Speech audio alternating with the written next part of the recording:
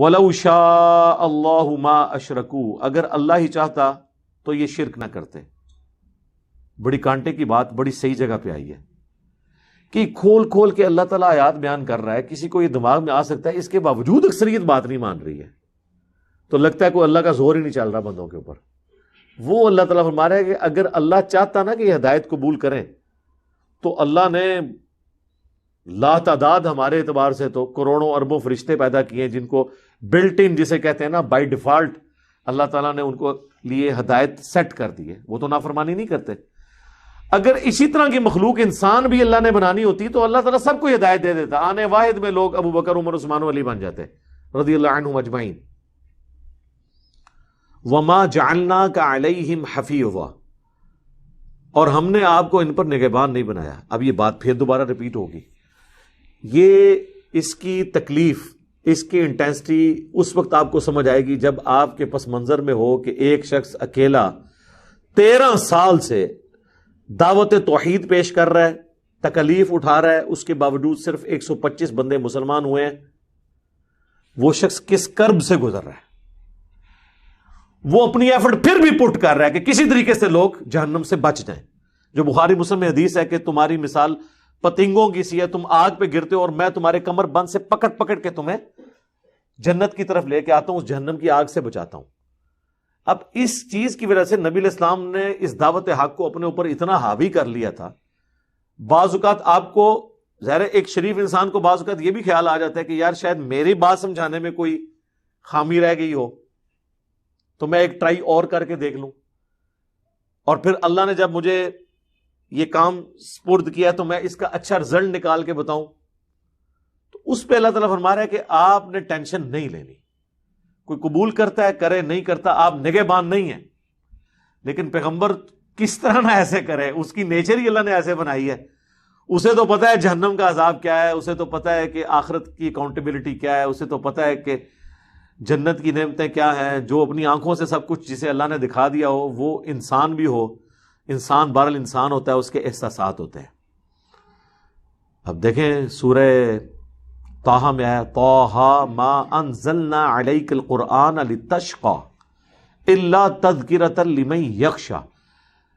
اے نبی ہم نے قرآن اس لیے آپ پہ نازل نہیں کیا کہ آپ مشقت میں پڑ جائیں، بلکہ یہ تو نصیحت ہے اس کے لیے جو ڈر جائے، جو اللہ کا خوف کھانے والا ہے۔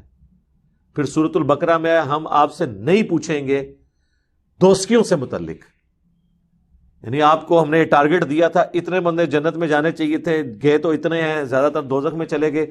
آپ کی کوئی اس اعتبار سے پرسش نہیں ہوگی کہ لوگ جہنم میں کیوں پہنچ گئے۔ میرے بھائیوں، اگر اللہ کے نبی علیہ السلام سے پرسش نہیں ہو رہی نا، تو میں اور آپ تو پھر بھی ان کے ڈاکی ہیں۔ ہم بھی صرف بات کریں، کوئی قبول کرتا ہے کرے، نہیں کرتا نہ کرے۔ یہ سب سے بڑی غلطی جو دعوت و تبلیغ کا کام کرنے والوں میں آ جاتی ہے نا، کہ وہ لوگوں کو زبردستی ہدایت دینے کی کوشش کرتے ہیں۔ اور ظاہر یہ جینون ہے، انسان تو ایک بلی کو بھی نہیں آگ میں جلتے ہوئے دیکھ سکتا، وہ انسان اس لیے کوشش کر رہا ہوتا ہے۔ لیکن بہرحال اگر کسی کی قسمت میں ہی گمراہی لکھی ہوئی ہے تو سر چاہے وہ پیغمبر کا قریبی رشتہ دار ہی کیوں نہ ہو، اس نے جہنم میں ہی جانا ہے۔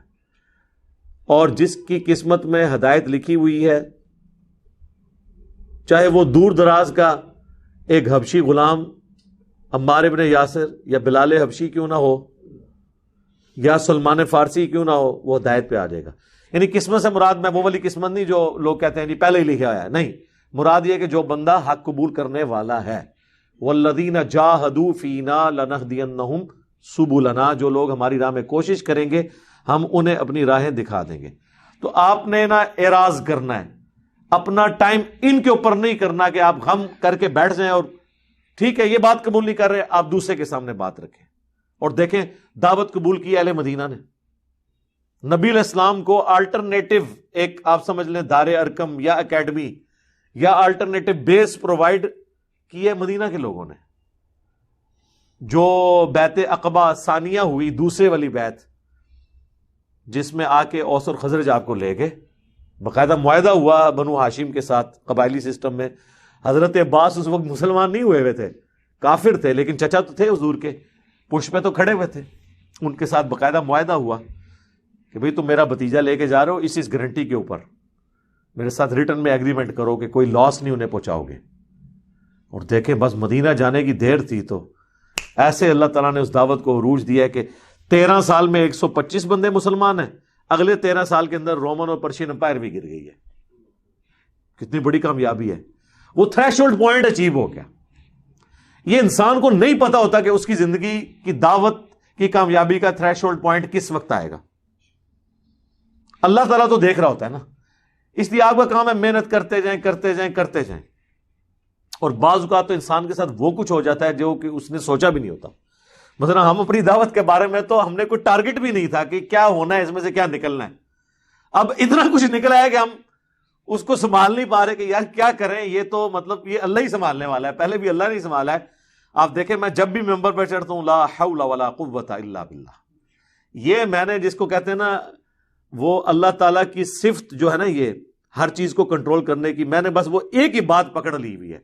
وہ کہتے ہیں نا ایک بات کی رٹ لگا لینا، لا حول ولا قوت الا باللہ. یا اللہ نہیں ہے میرے پاس کچھ بھی، نہ نیکی کرنے کی کوئی ہمت ہے، نہ گناہ سے بچنے کی. یہ تیرے نبی کی دعوت ہے، تو نے اسی کو چلانا ہے، ہم تو اپنے ریسورسز نہیں مینج کر سکتے. تو بار بار اس چیز کو ہائی لائٹ کرتے رہتے ہیں. الحمدللہ. وما انت علیہم بوکیل، اور اے نبی ہم نے آپ کو ان پر کوئی ذمہ دار بھی نہیں بنایا. نہ آپ ان پہ نگہبان ہیں اور نہ ذمہ دار ہیں. اگر کل کو کچھ ہو گیا یہ خود بھگتیں گے. اسی کو کہا گیا وما علینا الا البلاغ، ہمارے ذمہ تو نہیں مگر پہنچا دینا. لیکن پھر میں وہی بات کروں گا، انسان ہی ہوتا ہے نا یار، انسان کا دل پسیجتا ہے. پھر اللہ نے یہاں تک کہا فَلَعَلَّكَ بَاخِعٌ نَفْسَكَ عَلَىٰ آثَارِهِمْ إِن لَّمْ يُؤْمِنُوا بِهَٰذَا الْحَدِيثِ أَسَفًا. اے نبی تم اپنے آپ کو ہلاک کر لو گے اس غم میں کہ لوگ اس قرآن پہ ایمان نہیں لے کے آ رہے. ٹینشن نہیں حضور کی ختم ہوئی. یہ میں آپ کو بتا دوں اتنا کچھ کہنے کے باوجود اور بار بار یہ درجنوں دفعہ ٹاپک قرآن میں آیا کہ اے نبی چھوڑ دیں، آپ کا کام صرف پہنچانا ہے، آپ نے ٹینشن نہیں لینی، ہم آپ سے نہیں پوچھیں گے، آپ نے بڑے اچھے طریقے سے کام کر دیا ہے. سرکار اتنی جس کو گارنٹی دی جائے اس کے بعد تو ہونا چاہیے وہ ٹینشن لینی چھوڑ دے. لیکن نہ، ٹینشن تے آخری ساہ تک نہیں چھڈی. اللہ کے نبی نے ٹینشن لئی ہے کیونکہ انہیں یہ پتا تھا کہ اللہ تعالیٰ تو یہ میرے ساتھ ہمدردی اور ایک اللہ کی جو صفت عدل ہے اس کے کانٹیکس میں یہ بات کر رہا ہے، لیکن مجھے تو پتا ہے آگے کیا ہونے والا ہے. تو میں ایک انسان کی انسان کے ساتھ جو ہمدردی ہو سکتی ہے نا، جسے کہتے ہیں نا آؤٹ آف دا وے جا کے انہوں نے فیور دی ہے، یہ out of the way favour تھی. وَمَا أَرْسَلْنَاكَ إِلَّا رَحْمَةً لِّلْعَالَمِينَ، سراپا رحمت وہ اللہ کی. اور اس کے پیچھے بھی اللہ ہی ہے، یہ اللہ نے ہی حضور کو ایسے بنایا ہے. ہاں وہ سورہ آل عمران میں ہے کہ اللہ کی رحمت ہے نبی کہ تم ان کے لیے بڑے نرم مزاج ہو. اگر تم تند مزاج ہوتے تو تمہارے صحابہ کب سے تمہیں چھوڑ چکے ہوتے. اور اللہ نے فرمایا یہ اللہ کی رحمت ہے کہ تم ان کے لیے نرم ہو.